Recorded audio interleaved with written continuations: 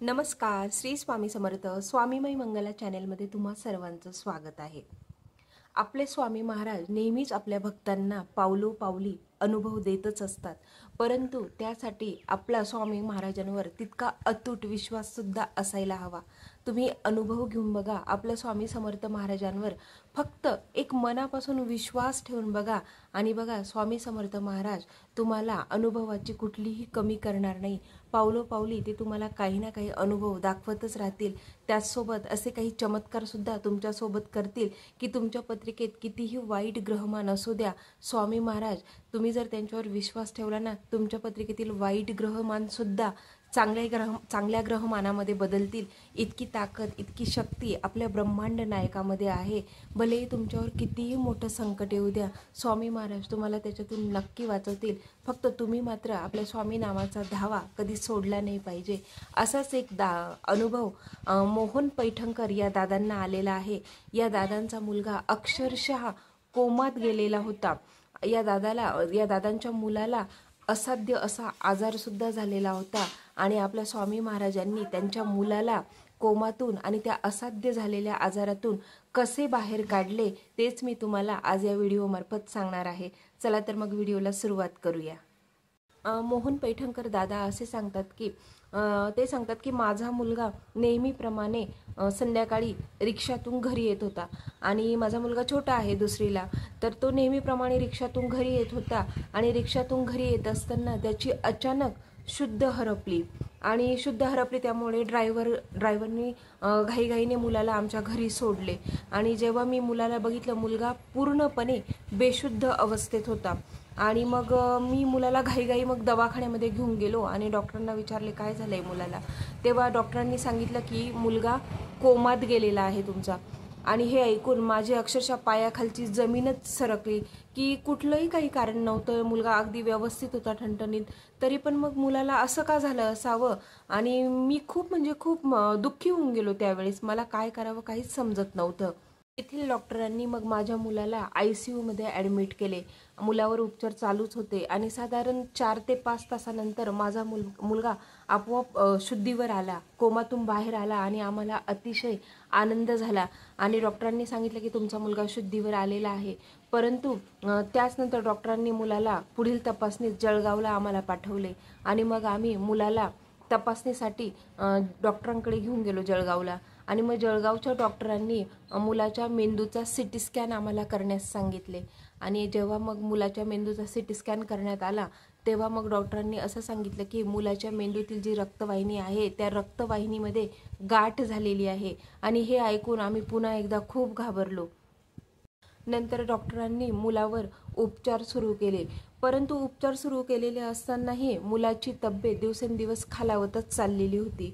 म्हणजे मुलाला जेव्हा आम्ही औषध द्यायला जायचो तेव्हा ते औषधसुद्धा मुलाला नीट पचत नव्हतं. मुलाला जेव्हा औषध द्यायचं असायचं तेव्हा औषध घेण्याच्या आधीसुद्धा आमच्या मुलाला खूप जास्त प्रमाणात उलट्या व्हायच्या आणि औषध घेतल्यानंतरसुद्धा मुलाला सतत उलट्या होत राहायच्या आणि मुलाला कायम ताप असायचा आणि तो ताप इतका जास्त वाढत जायचा की आम्हाला काय करावं ते समजत नव्हतं. डॉक्टरांचे उपचार तर चालूच होते आणि याविषयी आम्ही डॉक्टरांशी बोललो सुद्धा की असा त्रास त्याला का होतोय तर याच्या मागचं कारण सुद्धा आम्हाला काहीच समजू शकलं नाही.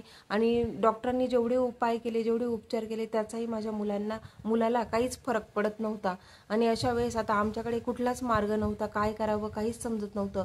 परंतु माझ्या पत्नीने मात्र मग नंतर स्वामी नामाचा जप सुरू केला आणि एक दिवस मुलाचा ताप इतक्या जास्त प्रमाणात वाढला की आता आमच्यासमोर काहीच मार्ग नव्हता. माझ्या पत्नीच्या मनात सतत स्वामी नामाचा जप तर चालूच होता आणि त्याच वेळेस आम्हाला आमच्या एका सहकार्याने मुलाला दिंडोरीस पप्पू गुरु माऊलींकडे घेऊन जाण्याचा सल्ला दिला. आता आमच्यासमोर सुद्धा दुसरा कुठलाच मार्ग नव्हता, कारण आमचे जे दवाखान्याचे उपचार ते तर चालूच होते, परंतु मुलाला म्हणावा तसा फरक पडतच नव्हता. आणि म्हणून आम्हीही त्या सहकार्यांचं आमच्या पोटच्या मुलासाठी ऐकलं आणि आम्ही आमच्या मुलाला दिंडोरीला पप्पू गुरु माऊलींकडे घेऊन गेलो. आणि काय योगायोग म्हणा किंवा काय म्हणा, त्या दिवशी नेमका पप्पू गुरु माऊलींचा वाढदिवस होता आणि आम्हाला मनोमन असं वाटू लागलं की पप्पू गुरु माऊलींनी जणू काही आमच्या मुलाला आशीर्वाद देण्यासाठीच त्यांच्याकडे आमच्या मुलाला बोलावलेलं आहे असं आम्हाला मनोमन वाटू लागलं होतं. जेव्हा आम्ही दिंडोरी दरबारात गेलो तेव्हा दिंडोरी दरबारात स्वामी समर्थ महाराजांची आरती चालू होती आणि आम्ही सगळेजण मग त्या आरतीला हजर राहिलो. अगदी मनोभावे स्वामी समर्थ महाराजांची आरती केली आणि त्यानंतर थोड्या वेळाने आम्ही तिथे काही सेवाही केल्या आरती झाल्यानंतर. आणि त्या सेवा केल्यानंतर साधारण थोड्या वेळाने माझ्या मुलाच्या अंगातील जो ताप होता तो ताप पूर्णपणे नाहीसा झालेला होता आणि माझा मुलगा अगदी दिंडोरी दरबारात आनंदाने खेळू लागला होता आणि ते बघून आम्हाला खूप आनंद झाला होता. म्हणजे अवघ्या काही तासातच माझ्या मुलाचा दिंडोरी दरबारात जाऊन ताप उतरलेला होता. फक्त आम्ही महाराजांची आरती केलेली होती आणि काही सेवा केलेल्या होत्या. त्यानंतर माझ्या मुलाचा ताप पूर्णपणे उतरून गेला होता आणि आम्ही मग गुरुमाऊलींकडे गेलो आणि गुरुमाऊलींकडे माझ्या मुलाच्या तब्येतीचा आम्ही प्रश्न मांडला की माझ्या मुलाला अशा प्रकारे सतत त्रास होत असतो, सतत ताप येत असतो, त्याच्या मेंदूत गाठ झालेली आहे, तसेच तो कोम्यातून पण कसा बाहेर आला हे आम्ही गुरुमाऊलींना सांगितलं होतं. आणि मग गुरुमाऊलींनी आम्हाला दिंडोरी दरबारातच जे काही डॉक्टर असतात त्या डॉक्टरांकडे आम्हाला गुरुमाऊलींनी जाण्यास सांगितले. आणि मग आम्ही त्या डॉक्टरांकडे गेलो. डॉक्टरांनी मुलाचं पूर्णपणे चेकअप वगैरे केलं आणि त्याचसोबत आम्हाला दिंडोरी दरबारात जे वास्तुतज्ञ होते त्या वास्तुतज्ञांकडे सुद्धा आम्हाला जायला लावलं. मग दिंडोरी दरबारातील वास्तुतज्ञांकडे आम्ही गेलो आणि त्या वास्तुतज्ञांनी आम्हाला आमचा जो घराचा नकाशा आहे तो नकाशा काढून द्यायला लावला. मग मी त्यांना पेनाने आमच्या घराचा नकाशा काढून दाखवला का इथे असं हॉल आहे, इथे किचन आहे, इथे टॉयलेट बाथरूम आहे, असं आम्ही सगळं सांगितलं त्यांना. आणि मग तो जेव्हा नकाशा मी काढून दिला तेव्हा त्या वास्तुतज्ञांच्या असं लक्षात आलं की तुमच्या वास्तूमध्ये दोष आहे. तुमच्या वास्तूच्या ज्या ईशान्य दिशेला शौचालयाची टाकी येते आणि त्या ईशान्य दिशेला शौचालयाची टाकी आल्यामुळेच तुमच्या मुलाला इतक्या जास्त प्रमाणात त्रास होत आहे. आणि मग आम्हाला असं सांगण्यात आलं की तुम्ही काहीही करा पण पहिले ती ईशान्य दिशेची शौचालयाची जी टाकी आहे तिची जागा बदलवा तुम्ही. आणि मग आम्ही घरी आल्यानंतर तसंच त्याबरोबर आम्हाला काही सेवा पण दिल्या होत्या करण्यासाठी.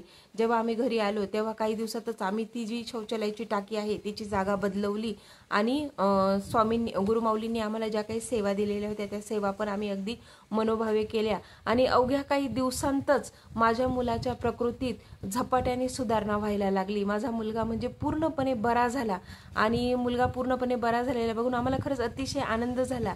आणि मग मुलाचं आम्ही पुन्हा एकदा डॉक्टरांकडे जाऊन पूर्णपणे चेकअप केलं आणि त्यावेळेस डॉक्टरांनी असं सांगितलं की याच्या मेंदूतील रक्तवाहिनीमध्ये जी काही गाठ झालेली होती ती गाठ समूळ नष्ट झालेली आहे. आणि हे ऐकून आम्हाला अतिशय आनंद झाला, कारण हे फक्त आणि फक्त आमच्या स्वामी समर्थ महाराजांमुळे शक्य झालेलं होतं आणि त्याचबरोबर गुरुमाऊलींनी दिलेल्या आशीर्वादामुळेच हे सगळं शक्य झालेलं होतं. माझा मुलगा असाध्य अशा आजारातून पूर्णपणे काही दिवसांमध्येच बरा झालेला होता. ही आमच्यासाठी अतिशय आनंदाची म्हणजे गोष्ट होती. एवढा सगळा दवाखाना करून एवढे सगळे उपचार करून सुद्धा माझ्या मुलाला फरक पडलेला नव्हता, परंतु गुरुमाऊलींच्या नुसत्या आशीर्वादामुळे आणि काही सेवा आणि काही आमच्या वास्तूमध्ये आम्ही बदल केले त्याच्यामुळे माझ्या मुलाच्या प्रकृतीत झपाट्याने सुधारणा झालेली होती आणि त्यातून माझा मुलगा पूर्णपणे बरा झालेला होता. असा हा इतका छान अनुभव या दादांना स्वामी समर्थ महाराजांचा आलेला आहे. त्यामुळे मी तुम्हा सर्वांना नेहमी असंच सांगत आलेली इथून मागे आणि आता हेच सांगते की खरंच जर तुमची समस्या एखादी न सुटणारी समस्या असेल, एखादा बिकट प्रश्न असतील की ज्याच्यासाठी तुम्ही खूप काही प्रयोग केलेले आहे परंतु तुमचा ती जी समस्या आहे तुमची ती सुटतच नाही आहे, तर अशा वेळेस तुम्ही एकदा दिंडोरीला आपल्या स्वामी समर्थ महाराजांच्या केंद्रात नक्की जाऊन या आणि तुमचा जो काही प्रश्न असेल तो गुरुमाऊलींकडे लिहून द्या, त्याच्यावर सेवा आणा आणि ती सेवा मनोभावे करा. बघा तुमचा प्रश्न अवघ्या काही दिवसातच नक्की सुटलेला असेल. भलेही तुमचे प्रश्न कुठलेही असो, तुमचे आर्थिक असो, आरोग्याचे असो, मुलांचे शैक्षणिक असो, तुम्ही खरंच अनुभव घेऊन बघा. आपल्या स्वामी समर्थ महाराजांची सेवा मनोभावे सुरू करा. जर तुम्ही दिंडोरीपर्यंत नसेल जाऊ शकत तर तुम्ही कमेंटमध्ये सुद्धा तुमचा प्रश्न विचारू शकता. तुमचा जो काही आर्थिक आरोग्याचा, मुलांच्या शिक्षणाचा प्रश्न असेल तर तुम्ही कमेंटमध्ये विचारू शकता. त्यावर तुम्हाला आपल्या गुरुमाऊलींचे प्रभावशाली उपाय नक्कीच दिले जातील की ज्यापासून तुम्हाला फायदाच होईल. त्याचबरोबर आपल्या स्वामी समर्थ महाराजांची नित्यसेवासुद्धा तुम्ही रोज करा, कारण की नित्यसेवेमध्ये 3 अध्याय आणि 11 माळी श्री स्वामी समर्थ महाराजांचा जर तुम्ही जप केला तर शक्यतो स्वामी समर्थ महाराज तुमच्यावर कुठलेही कठीण प्रसंग किंवा संकट येऊच देत नाही, कारण नित्यसेवा ही आपल्याला नित्य तारण्यासाठीच असते. जर तुम्ही नित्यसेवा केली तर तुमचं रोज कुठल्याही संकटापासून संरक्षण स्वामी समर्थ महाराज स्वतः करत असतात. आणि असा शब्दसुद्धा आपल्या गुरुमाऊलींनी आपल्याला दिलेला आहे. त्यामुळे तुमचा कुठलाही प्रश्न असो तुम्ही कमेंटमध्येही लिहू शकता, किंवा मग तुम्ही दिंडोरीला जाऊन सुद्धा तुमच्या प्रश्नावर उपाय घेऊ शकता. तुम्हाला जर आजचा हा व्हिडिओ आवडला असेल तर व्हिडिओला लाईक नक्की करा. त्याचबरोबर कमेंटमध्ये श्री स्वामी समर्थ असेही लिहा. चॅनेलला सबस्क्राईब करा आणि बेल आयकॉनला क्लिक करा, म्हणजे माझे यापुढील व्हिडिओ तुमच्यापर्यंत येऊन पोहोचतील. श्री स्वामी समर्थ.